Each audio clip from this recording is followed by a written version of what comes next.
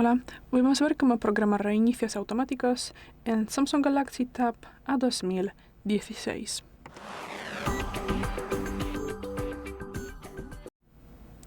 Para esto hay que acceder a los ajustes. Luego tendremos que bajar y abriremos aquí Administración General. Ahora, la posición de Restablecer y luego Reinicio automático. Pulsamos aquí más a la izquierda. Tendremos que activarlo y luego podemos seleccionar la hora. Puede ser, por ejemplo, a la 1 o a las 2 por la noche. Ok, puede ser. Y luego aquí podemos marcar el día. En mi caso será, por ejemplo, no sé, cada viernes. Salimos, lo dejamos así y es todo. Gracias por el vídeo. Déjanos un like y suscríbenos. Hasta luego.